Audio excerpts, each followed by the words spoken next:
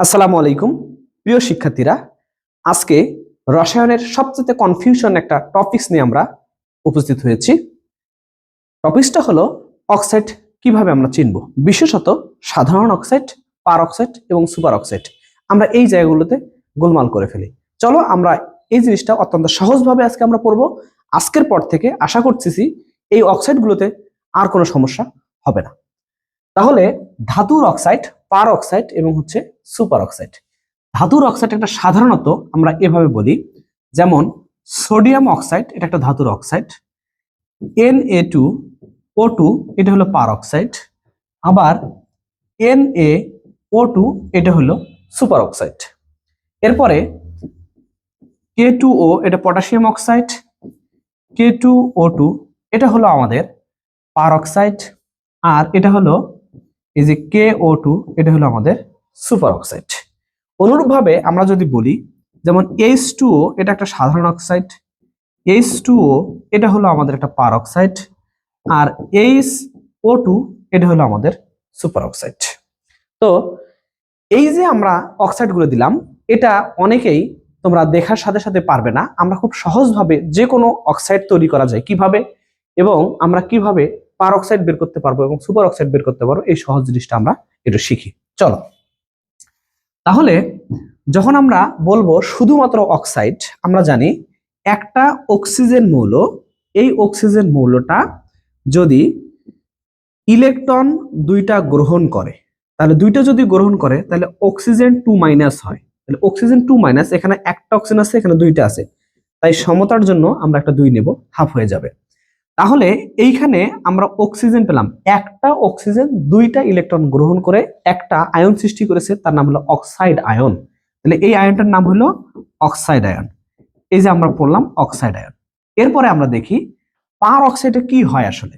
যখন এই যে অক্সিজেন 2 সে যখন ইলেকট্রন গ্রহণ করে, দুইটা ইলেকট্রনটা যখন গ্রহণ করার পরে অক্সিজেন কিন্তু দুইটা মাইনাস হয়, কিন্তু এইখানে যেহেতু আমাদের এখানে 2 দিচ্ছে, আমরা যদি এইখানে 2 দিয়ে দেই, এতে করে বোঝা যাচ্ছে যে এইখানকার যে অক্সিজেন একটা ছিল, একটা অক্সিজেনে দুইটা ইলেকট্রন গ্রহণ করে অক্সিজেন 2- হয়েছে, কিন্তু এইখানে অক্সিজেন দুইটা আছে, সে দুইটা ইলেকট্রন গ্রহণ করে 2- এবং নিচে 2 আছে। এটার অর্থ হলো দুইটা অক্সিজেনেই একত্রে দুইটা ইলেকট্রন গ্রহণ করে নাই, বরং দুইটা অক্সিজেনে একটা অক্সিজেন একটা ইলেকট্রন গ্রহণ করেছে, আর একটা অক্সিজেন আরেকটা ইলেকট্রন গ্রহণ করেছে।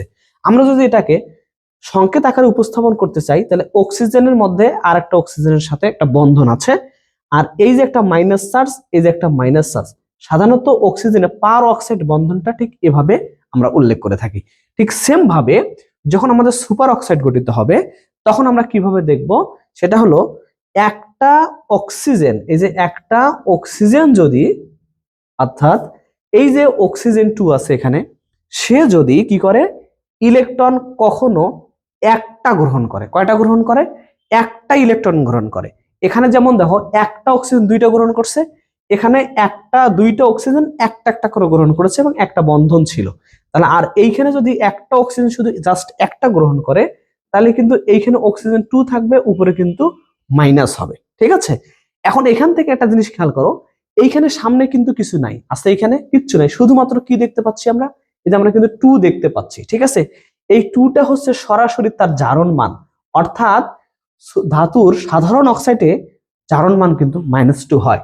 এইখানে দেখো এই যে নিচের একটা 2 আছে, এই 2টা যদি কেটে দেই, শুধু একটা মাইনাস থাকে না, তাহলে এইখানে কিন্তু -1 হয়ে যায়, তাহলে পার অক্সাইডের জারণ মান কিন্তু -1 হবে।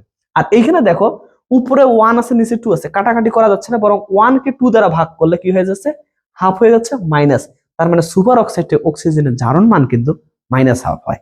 তাহলে দেখো এটা কিন্তু মুখস্থের কোনো প্রয়োজন নেই, খুব অনায়াসে তুমি কিন্তু এটা পারবা। তাহলে এইখানে হচ্ছে -2, এখানে হচ্ছে কত, -1, এখানে কি হচ্ছে -1/2। এবার দেখো আমরা এই জিনিসটাকে আরো কত সহজেই আমরা পারি, একটু যদি আমরা চেষ্টা করি, কখনোই আমাদের মুখস্থ করার কোনো প্রয়োজন পড়বে না। আমরা শিখলাম অক্সিজেন 2- মানে সেটা অক্সাইড, তারপরে যদি আমরা শিখলাম অক্সিজেন 2- নিচে 2 যদি দেই, তাহলে সেটা হবে পার অক্সাইড। ঠিক আছে, এরপরে যদি আমরা এই অক্সিজেনটাকে উপরে যদি শুধু মাইনাস দেই আর নিচে 2 দেই, তাহলে সেই অক্সাইডটার নাম হবে সুপার অক্সাইড। ঠিক আছে, তোমরা অধিকাংশ শিক্ষার্থীরা এই জিনিসগুলো মুখস্থ করো। আজকের পর থেকে ইনশাল্লাহ আর তোমাদের একদিনও মুখস্থ করতে হবে না, শুধু এই জিনিসটা করো। আমি কিভাবে তৈরি হয় আমি তোমাকে দেখাই, চলো আমরা দেখাচ্ছি। এইখানে আমরা সোডিয়াম নিলাম, তাহলে সোডিয়ামের চার্জ কত বলতো? +1 না? এর সাথে অক্সিজেন যোগ করো তো, অক্সিজেন 2- না? এই যে আমি কিন্তু সাধারণ অক্সাইডটা নিয়েছি, ধরো আমি যদি শুধু সাধারণ অক্সাইডটা নিয়ে কাজ করি, তাহলে একটু খেয়াল করো, আমি এটা নিয়ে কাজ করতেছি, তারপর আমি ওটা নিয়ে কাজ করব। তাহলে এইখানে দেখো আয়ন গুলো আমরা এক্সচেঞ্জ করে দেব। যখন আমরা সোডিয়াম এবং অক্সিজেনের কাছাকাছি লিখলাম, এর মাইনাস চার্জটা অক্সিজেনের কি হয় বলতো? পরমাণু, সোডিয়ামের পরমাণুতে পরিণত হবে না? যখন এর মাইনাস চার্জটা পরমাণুতে পরিণত হলো, এখানে চলে গেল। এর +1টা কি এখানে দেওয়ার দরকার আছে? নাই। কিন্তু দেখো যে অক্সাইডটা তৈরি হয়েছে এটা কিন্তু জাস্ট একটা সাধারণ অক্সাইড। দেখো ধাতুর অক্সাইডটা কিন্তু তুমি এটা পেয়েছো, ঠিক আছে। আবার ধরো আমরা পটাশিয়াম দিলাম, এই পটাশিয়ামের চার্জ কত? +1।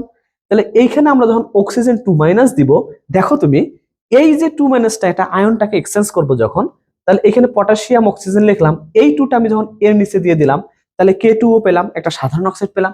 দেখো এখানে কিন্তু সাধারণ অক্সাইড এসে আছে, ঠিক আছে। এরপরে আমরা দেখি, এরপরে সেম ভাবে আমরা সোডিয়াম প্লাস আছে, পটাশিয়ামও প্লাস আছে, এর সাথে আমরা যে কাজটা করবো এবার পার অক্সাইডটা নিয়ে আমরা কাজ করব। যদি আমরা পার অক্সাইডটা নিয়ে কাজ করি, তাহলে তুমি দেখো এবার এই যে পার অক্সাইড নিয়ে যে কাজ করো, পার অক্সাইডের চার্জটা কত বলতো? পার অক্সাইডের চার্জটা হচ্ছে অক্সিজেন উপরেও 2- নিচেও 2-, তাই না? তাহলে এইখানে এবার তুমি লেখো তো, এখানে সোডিয়ামটাকে আগে তুমি লেখো, লিখলা, তারপরে অক্সিজেনটাকে O2 আগে লেখো, বাস লিখলাম। এবার বলো তো তুমি এখানে একটু, এই যে 2টা দেখতে পাচ্ছ, এই 2টা কি নিচে চলে আসবে না? এই 2টাকে নিচে চলে দাও। আর 1টা কি দেওয়ার দরকার আছে? নাই। কিন্তু দেখো এটা কিন্তু পারঅক্সাইড তৈরি হয়ে গেছে, দেখো তো এখানে সেই পারঅক্সাইডটা আছে না? এরপরে আমরা পটাশিয়ামের সাথে অক্সিজেন 2 এবং 2- দিলাম, তাহলে এখানে আমরা লিখি এই যে কে লিখলাম, অক্সিজেন 2টা দিয়ে দিলাম। এবার আয়নগুলো আমরা এক্সচেঞ্জ করি, এই আয়নটা নিচে চলে যাবে, এখানে দিয়ে দিলাম। এইটা 1 দেওয়ার কি দরকার আছে? নাই। দেখো এটা কিন্তু একটা পারঅক্সাইড, দেখো পারঅক্সাইড সে কিন্তু আছে, তাহলে মুখস্থ করার কোনো প্রয়োজন পড়লো না। অনুরূপ ভাবে চলো আমরা সুপার অক্সাইড গুলো একটু দেখি। যখন আমরা সুপার অক্সাইড গুলো নিয়ে কাজ করব, সুপার অক্সাইডের জারণ মান সহ আমরা তো জানি অক্সাইডটা কি হয়। চলো, এই যে সোডিয়াম প্লাস আছে এবং এইখানে অক্সিজেন 2- আছে না? চলো দেখি। তাহলে এইখানে আমরা লিখি, আগে লিখলাম সোডিয়াম, তারপরে লিখলাম অক্সিজেন 2, তাহলে এরও -1 এরও কি +1, প্লাস মাইনাস কাটা গেল, কোনো প্রকার আয়ন এক্সচেঞ্জের প্রয়োজন আছে কি? নাই। দেখো NaO2 হয়ে গেল, তাহলে একটা সুপার অক্সাইড, এই দেখো আমরা সুপার অক্সাইড পেয়েছি। তারপরে পটাশিয়াম প্লাস, এরপরে অক্সিজেন 2- আছে না?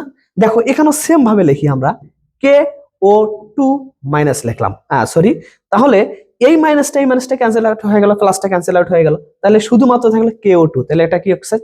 সুপার অক্সাইড, ঠিক আছে। তো দেখো পার অক্সাইড, সুপার অক্সাইড এবং শুধু অক্সাইড, শুধু তোমাকে মনে রাখতে হবে যে কোনো ধাতুর সাথে আমি যদি অক্সিজেন 2- যোগ করে দেই তাহলে সেটা অক্সাইড হয়ে যাবে, আর অক্সিজেন 2- যদি যোগ করে দেই তাহলে পার অক্সাইড, আর অক্সিজেন -2 যোগ করে দেই তাহলে হবে কি?